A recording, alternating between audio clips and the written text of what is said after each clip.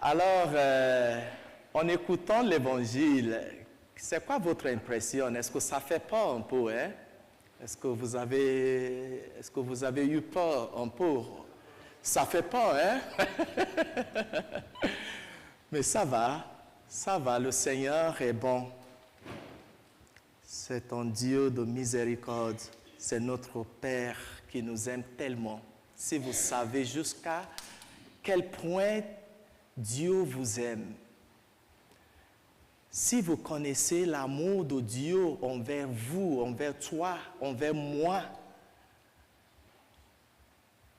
vous n'aurez jamais peur. Jamais. Dieu nous aime. Alors, chers amis, vous savez plus que moi, parce que je ne suis pas dans le business. Hein? C'est vous qui travaillez, qui gagnez beaucoup d'argent. Hein?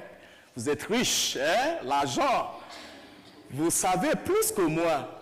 On est toujours en train de calculer. Hein? On fait toujours des calculs. Hein? On compte. On fait, c'est des chiffres. Quand on travaille, on veut savoir combien qu'on gagne. Après chaque mois, je gagne combien. Hein? On calcule pour faire la préparation pour notre retraite, n'est-ce pas? Tout est basé dans le comptage, hein, dans le calcul. On veut calculer, là où on travaille pour faire des évaluations, on fait des calculs. Hey, est-ce qu'elle vient tous les temps? Est-ce qu'elle vient? Elle est toujours à l'heure au travail. On fait des calculs. C'est beau, c'est bien, c'est normal. Nous avons besoin de ça. Dans la mentalité humaine, on a besoin de faire des calculs pour vraiment planifier la vie. Mais le problème, c'est que parfois, nous transportons la même mentalité dans la vie spirituelle. Nous transportons la même mentalité dans la vie spirituelle. Nous voulons savoir combien de fois que Dieu m'aime. Combien de personnes seront sauvées? Combien de personnes seront au ciel? Ah, si il existe au ciel, hey, ça veut dire que le ciel sera grand, hein, pour accueillir toute la population du monde entier, n'est-ce pas? On veut savoir combien de personnes seront sauvées. Tout est dans le calcul. C'est ça l'erreur que nous faisons parfois. Nous voulons savoir. C'est la même raison, c'est la même mentalité que le monsieur qui a posé la question à Jésus dans l'évangile. Est-ce que peu de personnes seront sauvées? Dans d'autres textes, la question c'est combien de personnes seront sauvées? On veut savoir. Mais avez-vous bien entendu la réponse de Jésus? C'était quoi la réponse de Jésus? Est-ce qu'il y a quelqu'un qui a bien entendu l'évangile? C'était quoi la réponse de Jésus? C'était quoi la réponse de Jésus? C'était quoi la réponse de Jésus? Je veux savoir. Tu es pécheur. Aïe, aïe, aïe. C'est loin de la réponse. C'était quoi la réponse de Jésus quand il a demandé, est-ce que ces peu de personnes seront sauvées? Est-ce que Jésus a vraiment répondu à cette question? Il n'a pas directement répondu à cette question. Il n'a pas directement répondu à cette question. Qu'est-ce qu'il a dit?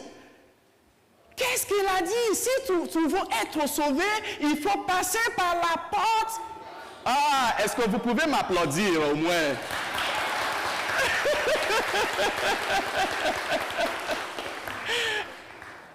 C'était ça la réponse de Jésus. Parce qu'il ne s'intéresse pas à des chiffres. Ce n'est pas ça qui l'intéresse. Des chiffres, ce n'est pas l'intérêt de Jésus. Ce qui est le plus important, c'est ce qui peut t'aider à avoir la vie éternelle. Mes chers amis, arrêtons de jouer avec notre vie spirituelle. Arrêtons de jouer avec notre vie spirituelle. C'est tellement important pour nous parce que la raison pour laquelle Dieu nous a fait, la raison pour laquelle Dieu nous a fait sur cette terre, c'est pour à la fin du temps, nous serons avec lui. Nous aurons la vie éternelle. C'est la raison, c'est le but de notre création. Nous vivons pour lui, pour qu'à la fin du temps, nous serons avec lui. Nous aurons la vie éternelle. Alors Jésus, il est allé plus loin encore. Écoute, les derniers seront les premiers et les premiers seront... Hey, est-ce que ça vous touche un peu, hein? Qu'est-ce que ça veut dire? Imaginez-moi qui est là, votre pasteur. Je dis la messe tous les jours. Hey, il faut que je dise la messe tous les jours de ma vie en tant que prêtre. Avec toutes les messes que je dis, en arrivant devant Dieu qui me dit, je ne te connais pas. Aïe, aïe, aïe. Aloysius, je ne te connais pas. Regarde notre cher diacre, Pierre, tous les baptêmes de la paroisse. Pendant l'été, on a fait presque combien de baptêmes? Plus que 50 baptêmes. C'est lui qui faisait tous les baptêmes. Toutes les célébrations. La semaine passée, je n'étais pas là. C'est lui qui a fait la célébration de la parole. Imaginez-vous qu'il se présente devant le Seigneur et qui lui dit, Pierre, je ne te connais pas. Aïe, aïe, aïe. On est là chaque dimanche. On est là chaque dimanche. Nous prions tous les jours. Est-ce que, en arrivant devant le Seigneur et que nous dise, je ne te connais pas?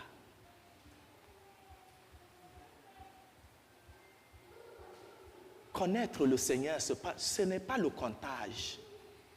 Ce n'est pas basé sur les chiffres.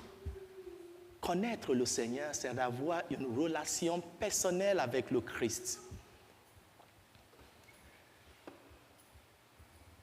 Ce n'est pas chiffre, ce n'est pas des chiffres.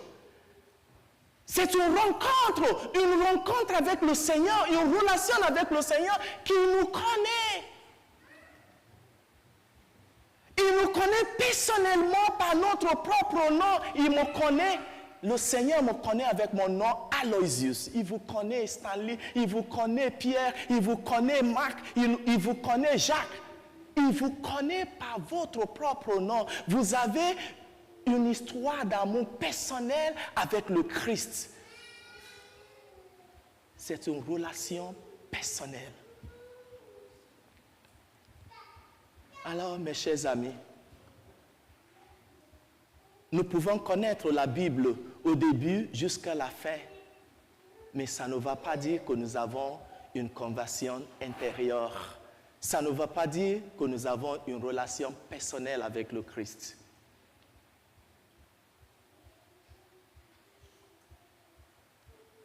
Demandons au Seigneur qu'il nous aide. Le Seigneur est prêt de nous accepter. Le Seigneur, il sait que nous ne sommes pas parfaits. Il nous invite à la perfection, mais il sait que nous sommes êtres humains. Il veut que nous soyons réels et vrais, que nous nous présentons devant lui avec notre faiblesse. Il est capable de nous transformer. Nous ne pouvons pas décevoir le Seigneur. Oui, vous pouvez me décevoir. Je suis un être humain. Vous pouvez décevoir les gens qui te voient. Ce n'est pas la relation avec le Seigneur. Ce n'est pas une fraternité externelle. Nous ne vivons pas notre vie spirituelle. Je trouve la bonne phrase de décrire ce que nous sommes devant Dieu.